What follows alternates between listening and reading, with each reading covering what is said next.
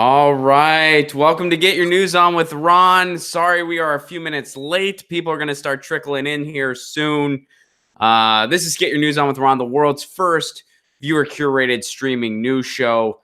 And we got a guest today, and it is a guest that I have a lot of questions for. Scott Wiener in the Senate up in San Francisco. Scott, thank you so much for being here. Thanks for having me.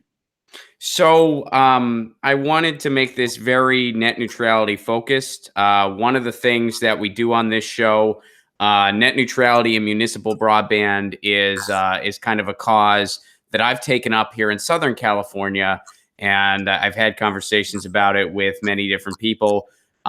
So we don't need to start at the very, very basic, but I'm going to kind of do a quick recap. Feel free to jump in. If I get anything wrong, please correct me. But essentially net neutrality repealed in 2015. Net neutrality, of course, blanket, it protects the free and open internet. You wrote a bill here in California. It was a net neutrality bill that was very strong. It got all of our old protections back, along with a thing on streaming where the data caps would still apply even if they used their own video browser, which we had not had previously. That bill was then gutted by Nigel Santiago. You went back, you fixed the bill and fixed it in its entirety, which I was very happy to see. That bill has advanced. Now, as of right now, Jerry Brown has not signed it. Is that where we're at? Yeah, so the bill is on the governor's desk. He has until September 30th to act, either sign or veto all bills. So he has a deluge of bills he's dealing with now, so I don't read anything into the fact that he hasn't signed it yet. He'll get to it. And I think, what's important for people to understand about net neutrality, it's pretty simple. It is the basic proposition that we as individuals get to decide where we go on the internet, as opposed to having AT&T or Verizon or Comcast or whoever else tell us where we can go. And the way they tell us or want to tell us where we can go is by blocking access to websites that don't pay them enough money, or for websites that don't pay them enough money, creating a slow lane for them so it becomes essentially impossible to access them.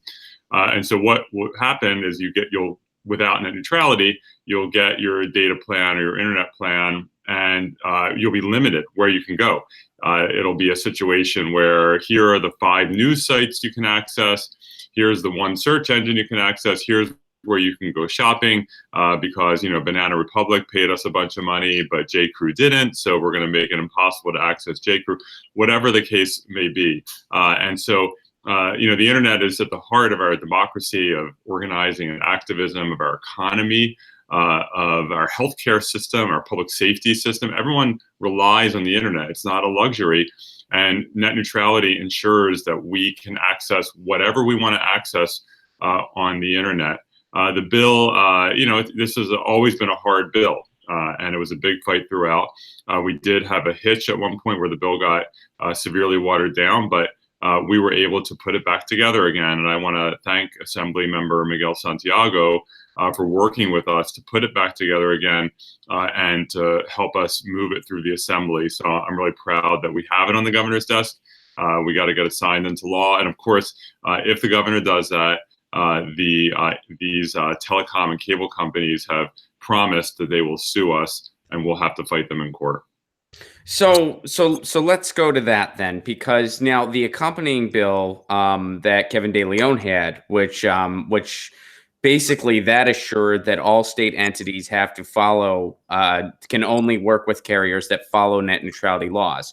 That bill did not pass. Now, what can you speak to anything like why did that bill not pass? I don't. So Senator De Leon is my legislative partner in the Senate on this bill. And so we jointly authored both the bill SB 822, the one that's on the governor's desk, and then we had a separate bill that he was the lead author on that said that so in our bill, if the telecom or cable company, if the internet service provider violates net neutrality, the Attorney General can sue them, or a district attorney or a city attorney in a large city can sue. This separate bill provided that a violation of net neutrality would mean that state agencies, with some exceptions, wouldn't be able to enter into contracts with the violating internet service provider. That bill did die on the assembly floor. There are, I think, various reasons for that. Again, this was a huge fight. We got the main bill through, and that's really what matters. I think we're in really good shape. So, to my understanding, because the accompanying bill didn't pass, where that has a bit of where that could hurt us in the future is that when the telecom companies take this to court, it's a little more susceptible. I've read a few articles claiming that is the case. Could you speak to that and kind of illuminate that a little bit for us? Right. So we've known from the beginning, because they told us so publicly, that they were going to sue us, and who knows, the FCC, in its infinite wisdom, could join in and sue us as well. We think that we have a decent legal argument that California, under our police powers, we have the ability to protect the health and safety and welfare of our residents, of our businesses, and we are protecting consumers here to make sure that people have access to an open internet. We'll fight that out in court. Congress has never passed a law preempting the ability of states to do this. The FCC has purported to do that, but we don't think the FCC has the power to do that. It is the case that the contracting provision saying that if you violate net neutrality, we won't contract with you, that is definitely an additional good legal argument. And ideally, you want to have as many good legal arguments as you want. So I'm not going to pretend that I wasn't disappointed that that bill died on the assembly floor, but I still believe that we have a strong argument. And if for whatever reason we falter in court, and we believe that we can go back and do legislation around the contracting issue, we'll do that. We're not gonna ever go away on this issue. It's really important, and we have to win. So, you're confident Jerry Brown's going to sign it? Oh, I didn't say that. I mean, I don't ever. Okay. The governor has not made any public statements on the bill. He rarely takes positions on bills before he either signs or vetoes them. So I don't have any reason to believe that he's opposed to the bill, but I also don't want to make assumptions. The governor, he's very thoughtful. My experience is, my understanding is he reads everything. He'll read all the support, all the opposition, all the analysis, read the bill itself. He's a very thorough elected official. And so I think in the end, my hope is that he'll sign it because we are on the right side of this issue, but I don't want to speculate. All right, fair enough. So here's a viewer question, which, by the way, if you notice me looking around at any point, it's because I have somebody in the chat feeding me questions from the viewers because I can't see them.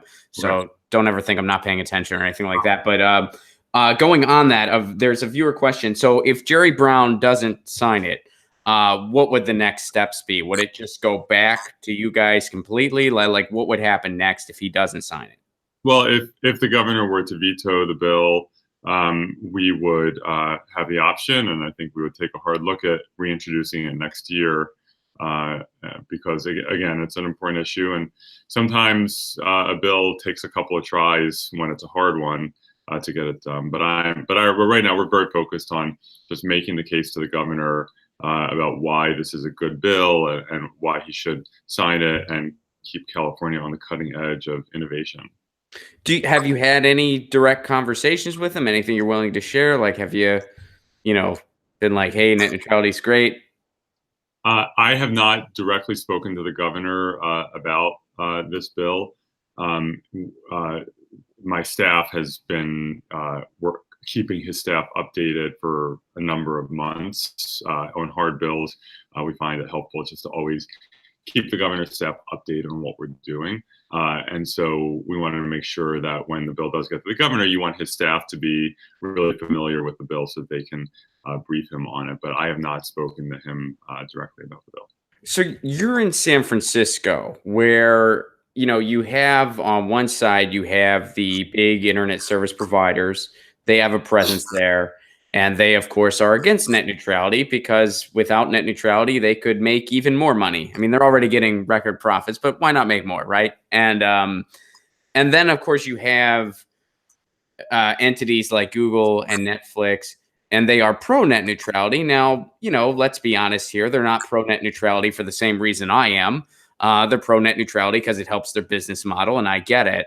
But so what is kind of the climate like being in the middle of that? Like if you had to kind of say overall, would you say that the tech community overall is pro net neutrality, anti net neutrality, kind of very much 50-50, or what is the climate like there? I think the tech community is very pro net neutrality, and frankly, the internet service providers are fairly isolated on this issue. When you do the polling, Democrats, Republicans, everyone overwhelmingly supports net neutrality, and so the rest of the large technology companies have not taken a position on our bill. I think in significant part they don't love the idea of state by state regulation, and they think it's going to perhaps set a precedent. And so they haven't been trying to undermine us in any way. They just not taken a position. The small to mid-sized technology companies, we've gotten quite a bit of support there. We got a sign-on letter from a large number of entrepreneurs and innovators.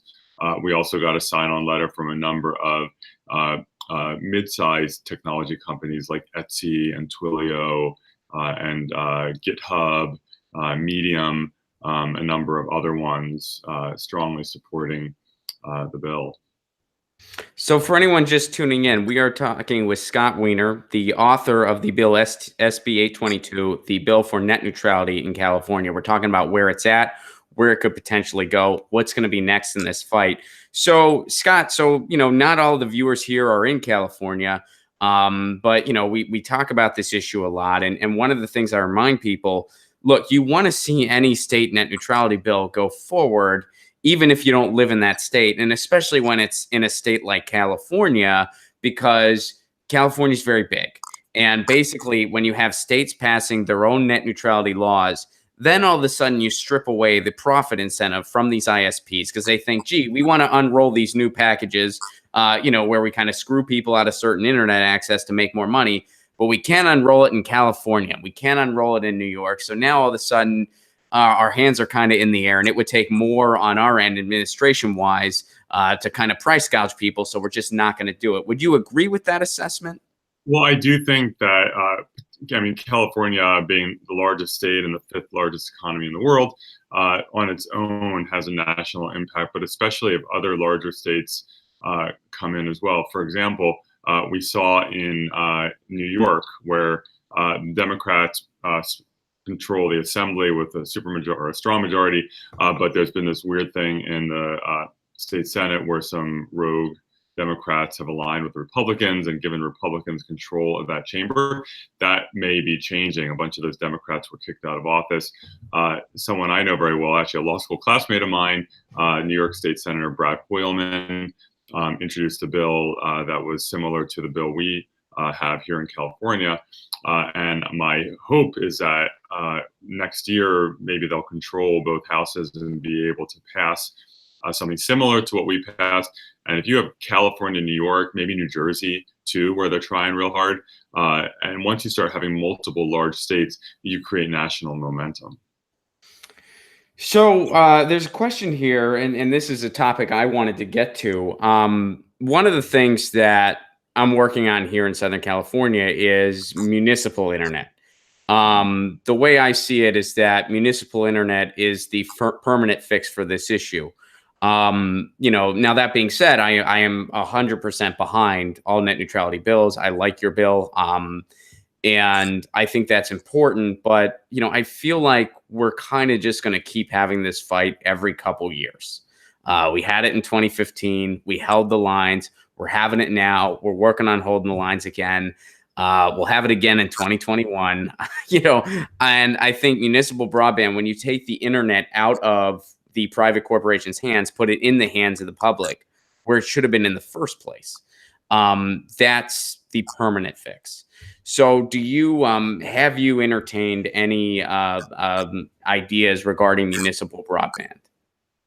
Yeah, I'm a big supporter of municipal broadband, and actually, when I was on a member of the San Francisco Board of Supervisors, I worked with my then colleague on the Board of Supervisors, now my colleague in the legislature, Assemblyman David Chu, on legislation to require in San Francisco that as we go through all of the massive amounts of street resurfacing that's happening in the city, that we always lay conduit under the streets so that we can insert in the future fiber into those conduits and create our own municipal broadband system. We actually in San Francisco already have an extensive fiber network underneath our streets that is being underutilized. There's been a push in the city, which I support, to really continue to build that out and to create a publicly owned municipal broadband network. I think it's important. There's been some legislation in the legislature around it. Assemblyman Ed Chow has been active in this area from the LA suburban areas, and I think we're going to see continued momentum. So, what kind of pushback in for instance, did you get then? Because I know that, I mean, when you look at some of the cities that have been working on it, Longmont, Colorado, Fort Collins, they've faced a lot of pushback from the ISPs trying to sue them because it seems like the ISPs were kind of prepared for this in advance. Do you have any firsthand experience with that? Yeah, the ISPs definitely push back whenever you try to roll out a municipal broadband system, and we've seen that in San Francisco, absolutely. And in San Francisco, we're probably a little more able to resist that, but even here, it can be hard because they put out, arguments that, oh, this is just a waste of public money. We already have internet infrastructure. Why are you spending money on this when you have a homeless problem and all these other challenges? And so they really do wage a PR campaign against it. The other challenge that we have, of course, is, well, there is a cost issue, and that is real. But the other issue that we have encountered in San Francisco is sometimes bureaucratic resistance. Like, for example, when we passed the law to say that they have to lay conduit down when they're resurfacing the streets or doing the underground utility work, we got a fair amount of bureaucratic pushback because there is a cost to doing that. There is a time associated with it, so you have to sort of overcome that resistance. But it's doable, but it just takes tenacity. So, and I openly admit when it comes to the tech side of things, I'm not the expert. I try to lean on other people to kind of explain things, and I tap different resources. But where I'm at is just more of like a policy type question and understanding how important this issue is. And I've been following it since 2004. So when I brought it up in the community I live in Pasadena, California, we basically sacked a city hall. I mean, that's a weird way to put it, but I announced it publicly. We had a big showing in a city hall, and during the comment period, everybody kept bringing up municipal internet to the point where they were like, okay, we're going to put this on a municipal agenda. They did a study. They came back and they said, we can't afford this. And what they based it on was Beverly Hills is doing a fiber to the home project because Beverly Hills can afford that. Beverly Hills has a few bucks. And they kind of used what Beverly Hills was doing, applied it to the mileage of Pasadena, and was like, this would be an astronomical cost. We can't do this. So is fiber to the home what you guys have entertained as well? And are you familiar with other methods of getting this done that are perhaps more cost efficient than fiber to the home? Yeah, we definitely looked at fiber to the home. I've been out of city government for a few years now, so I haven't been as intimately involved in all of the cost estimates. I don't want to comment on something that I might get wrong. I know it is expensive. There's no doubt about it, and so yeah, it's expensive. Absolutely. Fair enough. So let me see here. We have some more questions here. Have you had a lot of support from your colleagues on this? Some people are expressing that they feel like the Democrats in California haven't been as vocal on this as they would like. Would you agree with that? Have a lot of your colleagues stood behind you, or haven't they? No, we got very, very strong support. Every Democrat in the Assembly voted for the net neutrality bill. Um, in the in the Senate, I believe it was the same. I have to double check that. If it was not all, then it was just about all.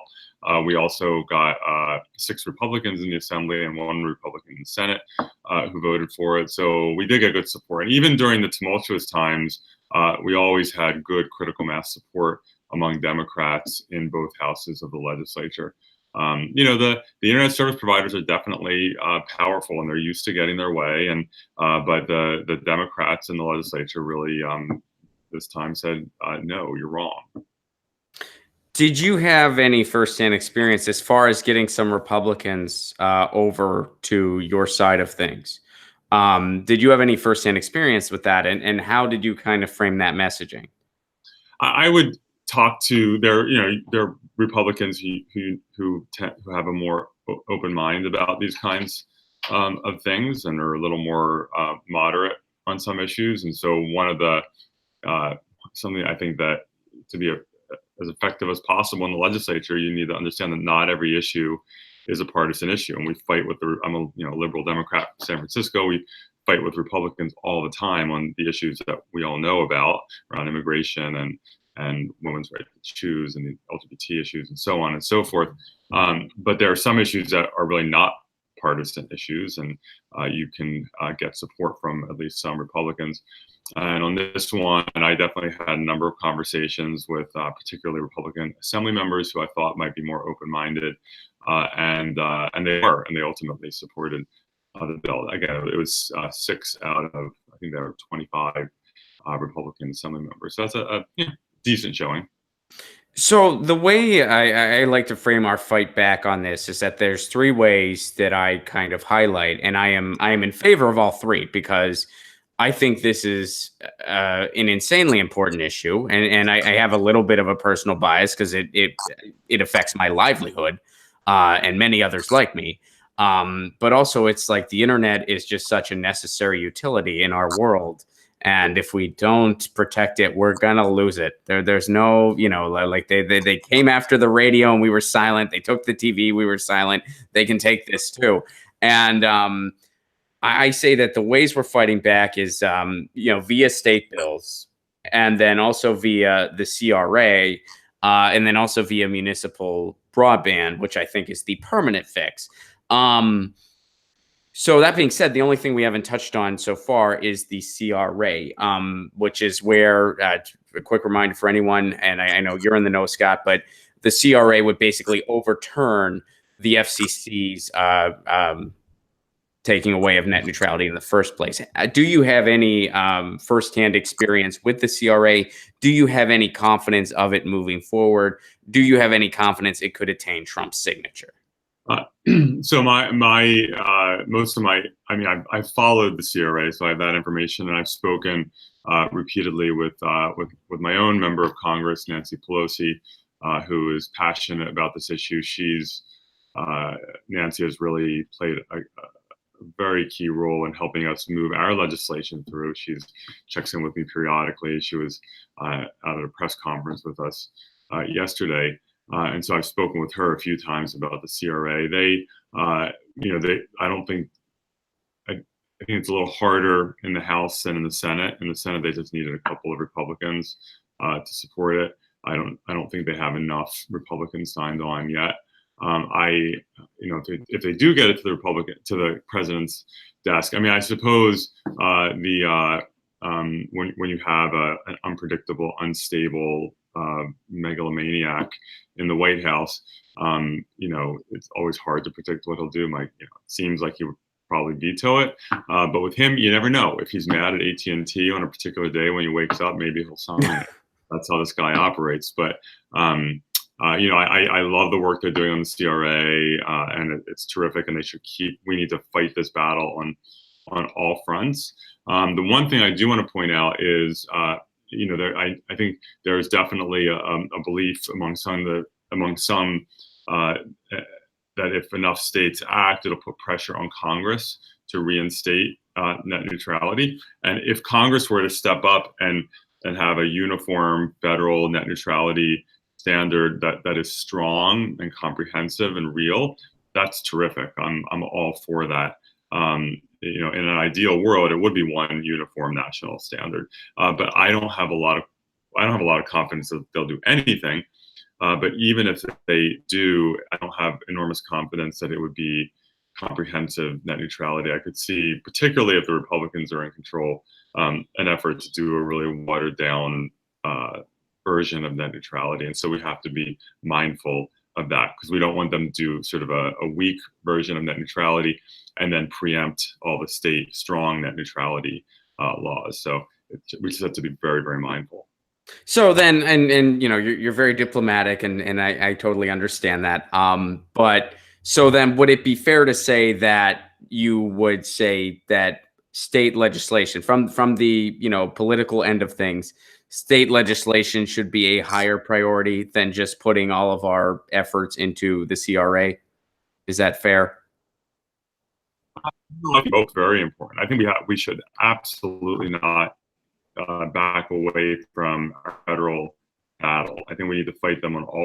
CRA is incredibly important and has been really helpful. It's kept us on the offense, kept them on the defense. Ajit Pai is now saying stupid things that make no sense, and we're putting them on defense. And when people are put on defense, they make mistakes.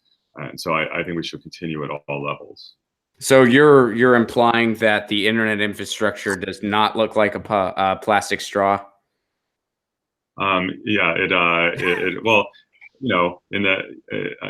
I guess people can view it however they want, but yeah, I know, that comment, it was just, typical right-wing attacks on California, because, heaven forbid, we're trying to stop plastic from contaminating the oceans and the rivers, and but if they want to make fun of us, that's fine. Usually they make fun of us in California, and then 10 years later they're doing the same thing. So we're happy to be the butt of Ajit Pai's joke, as long as we get net neutrality back. Well, here, I got a zinger for you. I tweeted this out, and you can use it if you want. Hi, Ajit Pai. The only thing like a plastic straw here is you bending to the will of your corporate overlord. Signed, California. You laughed. I saw it. So, to close out here, what would you somebody on my side of the fence, somebody who wants to be active in these issues, wants to be active in their city, what kind of advice would you give somebody like me when it comes to this specific issue? Well, first of all, if you are represented by an assembly member and or a state senator who voted in favor of SB 822, definitely thank him or her. Sometimes we don't thank people enough. So that's the first thing. And I would say, well, hopefully the governor will sign it, and then it just becomes an issue of fighting this out in the courts, and then we're in good shape in California. If people know people in other states where Democrats control the legislature, trying to make sure that people are advocating to their legislators that they should do. I don't want to be an arrogant Californian and say do exactly, we always know best, do what we do, but I think we have created a good model, and I would hope that other states would take a hard look at what we did, and we want to spread this around the country, and then continuing to, I can't get into campaigns here because I'm in my Senate office, but what I will say is we need. We want Congress to be supportive of net neutrality and other important progressive issues. So, and this will be the final question. So, politically, you and I have our differences when it comes to, certain strategies, especially on the electoral end of things. So how important is it that we, in 2020, that we support a nominee for president that is pro net neutrality with no exceptions? Yeah. So again, because I'm in my Senate office, I can't get into campaign political stuff. But what I can say is we need to make sure that Republicans too, but definitely Democratic office holders at all levels, from president down to state and local, are supportive of an open internet, including net neutrality, including municipal broadband, and that accountability is important. So just making it an issue for our representatives and keeping it on the front burner. All right. Well, thank you very much for doing this. I appreciate you shining some light on this, and I guess we'll be cheering for the signature. Yeah, me too. Thank you. All right. Take care. Have a good one. All right, guys, that's been Get Your News On with Ron, the world's first viewer-curated streaming news show. You know the deal here. If you want to support this show on the sustainability end, patreon.com/Ron Placone. Got some tour dates coming up. You know the drill there. November 2nd, I will be in Sacramento, California. November 3rd, San Francisco. November 10th, Austin, Texas. November 23rd, Pittsburgh, Pennsylvania. And January 11th, Orlando, Florida. That's just been announced, and we'll be announcing some more Florida dates soon. I can't see the chat, so I can't talk to anybody. I don't see it today because we're doing the Google Hangout, which I need to figure out a different way to have guests. The Google Hangout is very much a headache. It is not easy to maneuver, and yeah, I just don't like it. And I can't stream on Twitter and Facebook when I do it, so I can't see anybody right now. I can't respond to anything, and that kind of blows. But Pasta sent me some questions. I got to as many as I could, and thanks for being part of this. I know that was a very topic-heavy discussion, but that's the cause I'm taking up. And Scott Wiener, we do have our differences. But this is one issue where we're on the same page, and he's been doing some good things, and he wrote a very good bill. And, I really want to see California lead the way on this one. So hopefully this bill gets Jerry Brown's signature. And we take it from there. There's going to be a fight in court. And in the meantime, we're not going to stop on the fight for municipal broadband either. We're going to try to do all of it. So, yeah, again, can't see anybody, feeling weird, feeling a little lonely, but that's what we got. I'll see y'all tomorrow, 10 a.m. Pacific Standard Time. You know the drill. Peace.